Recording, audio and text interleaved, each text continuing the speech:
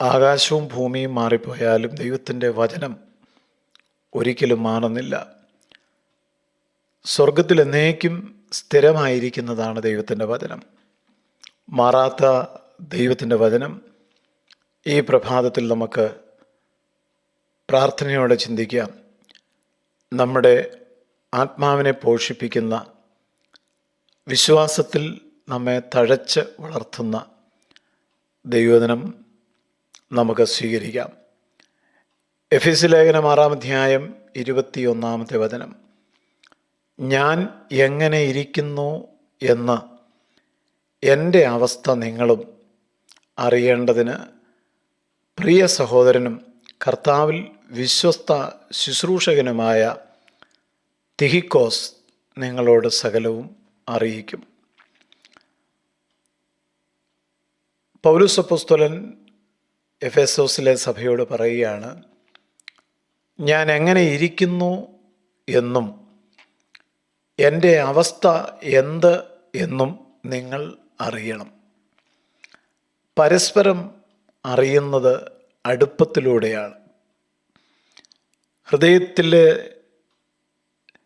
തുറന്നു പറച്ചിലുകളിൽ കൂടിയാണ്. ഇന്ന് ഒരു ഭവനത്തിൽ താമസിക്കുന്ന ആളുകൾക്ക് പരസ്പരം പല കാര്യങ്ങളും അറിയത്തില്ല. ഓരോരുത്തരുടെയും അവസ്ഥ ആ വീട്ടിലുള്ളവർക്ക് പോലും അറിയാത്ത ഒരു സാഹചര്യം എത്ര സങ്കടകരമാണ്. വലിയ വലിയ സഭകളിൽ സഹോദരങ്ങൾക്ക് തമ്മിൽ അവരെങ്ങനെ ഇരിക്കുന്നു എന്നുള്ള കാര്യം അറിയുവാൻ കഴിയുന്നില്ല. ദൈവസഭകളിലും ഭവനങ്ങളിലും പരസ്പരം മനസ്സിലാക്കാത്ത ഒരവസ്ഥ ഉണ്ടായാൽ അങ്ങനെ ഉണ്ടാകാൻ പാടില്ല എന്ന് ദൈവം നമ്മെ ഓർപ്പിക്കുന്നു. പൗലോസ് പറയുന്നു, എൻ്റെ അവസ്ഥ, ഞാൻ എങ്ങനെയാണ് ഇരിക്കുന്നത്, അത് നിങ്ങൾ അറിയേണ്ടതിന് പ്രിയ സഹോദരനും കർത്താവിൽ വിശ്വസ്ത ശുശ്രൂഷകനുമായ തിഹിക്കോസ് നിങ്ങളോട് പറയും. തിഹിക്കോസ് അനുഗ്രഹിക്കപ്പെട്ട ഒരു ശുശ്രൂഷയാണ് ഇവിടെ ചെയ്യുന്നത്. അല്ലെങ്കിൽ പൗലോസ് തിഹിക്കോസിനെ ആ നിലയിൽ ഒരു ശുശ്രൂഷ ചെയ്യുവാനാണ് ഉത്തരവാദിത്തപ്പെടുത്തുന്നത്. തിഹിക്കോസ് വാസ്തവത്തിൽ പൗലോസിൻ്റെ അവസ്ഥ മറ്റുള്ളവർക്ക് ബോധ്യപ്പെടുത്തി കൊടുക്കുകയാണ്. അതും ഒരു ശുശ്രൂഷയാണ്.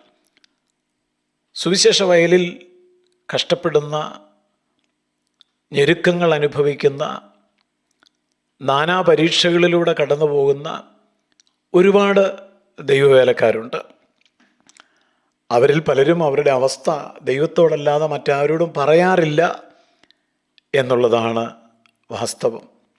ദൈവം അറിഞ്ഞാൽ മതി തങ്ങളുടെ അവസ്ഥ എന്നാണ് അവരുടെ ചിന്ത.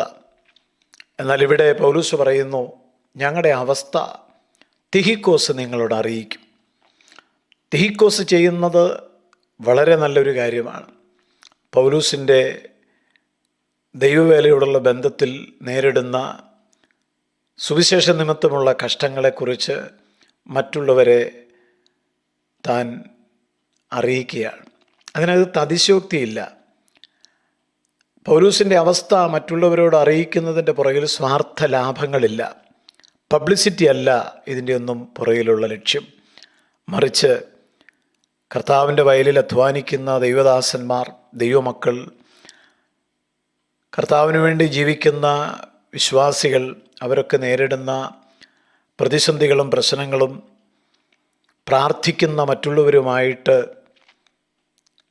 പങ്കിട്ട് കഴിയുമ്പോൾ അത് തീർച്ചയായിട്ടും വേഗത്തിൽ അവരുടെ അനുഗ്രഹത്തിന് കാരണമാകും എന്നുള്ള ബോധ്യമാണ്. ഈ ചിന്ത നമുക്കും ഉണ്ടാകണം. തിഹിക്കോസിനെ പോലെ കഷ്ടപ്പെടുന്ന ആളുകളുടെ യഥാർത്ഥ അവസ്ഥ പ്രാർത്ഥിക്കുന്നവരോട് പറഞ്ഞ് ആ നിലയിൽ അവർക്കൊരു സഹായമായി, കൈത്താങ്ങലായി തീരുവാൻ ദൈവം നമ്മെ ആഗ്രഹിക്കുന്നു എന്നുള്ളത് നാം മനസ്സിലാക്കുക. കുടുംബത്തിൽ താമസിക്കുന്നവർ മറ്റുള്ളവരുടെ അവസ്ഥ അറിയുവാനായിട്ട് ഉത്സാഹിക്കുക. സ്വന്തം മക്കളുടെ അവസ്ഥ അറിയാത്ത മാതാപിതാക്കൾ ഭാര്യയുടെ ആരോഗ്യ അവസ്ഥ, അവളുടെ വിഷമാവസ്ഥകൾ, അവൾ കടന്നു പോകുന്ന പ്രശ്നങ്ങൾ അതൊന്നും ശ്രദ്ധിക്കാത്ത അവസ്ഥ അറിയാത്ത ഒരു ഭർത്താവ്, നേരെ തിരിച്ചും ഭർത്താക്കന്മാരുടെ ശരിയായ അവസ്ഥ, അവർ നേരിടുന്നതായ ബുദ്ധിമുട്ടുകൾ ഇതൊന്നും തിരിച്ചറിയുവാൻ പറ്റാത്ത ഒരു ഭാര്യ, ആ കുടുംബം എങ്ങനെ ആശ്വാസമായിട്ട് മാറും? ആ കുടുംബം എങ്ങനെ അനുഗ്രഹമായിട്ട് മുന്നോട്ട് പോകും? അതുകൊണ്ട് തുറന്ന പറച്ചിലുകൾ എല്ലായിടത്തും ഉണ്ടാകണം. തമ്മിൽ പങ്കുവയ്ക്കുന്ന സ്വഭാവം ഉണ്ടാകണം. പരസ്പരം മനസ്സിലാക്കുവാൻ നാം കൂടുതൽ ശ്രദ്ധിക്കണം. സഭയിലാണെങ്കിലും വീട്ടിലാണെങ്കിലും എവിടെയാണെങ്കിലും കൂടുതൽ മറ്റുള്ളവരെ മനസ്സിലാക്കുവാൻ, അവരുടെ വേദനകൾ മനസ്സിലാക്കുവാൻ, അവരുടെ അവസ്ഥ അറിയുവാൻ നാം ശ്രദ്ധിക്കണം എന്നുള്ളതാണ് ഇന്നത്തെ വചനത്തിലൂടെ ദൈവം നമ്മോട് സംസാരിക്കുന്നത്. നമുക്കതിന് സമർപ്പിക്കാം. കർത്താവേ, മറ്റുള്ളവരുടെ അവസ്ഥ മനസ്സിലാക്കുവാൻ വേണ്ടി, അവരെ കൂടുതൽ അറിയുവാനും അവരെ അറിഞ്ഞ് അവർക്കൊരാശ്വാസമായി തീരുവാനും ഞങ്ങളെല്ലാവരെയും സഹായിക്കണം. യേശുക്രിസ്തുവിൻ നാമത്തിൽ തന്നെ. ആമേൻ.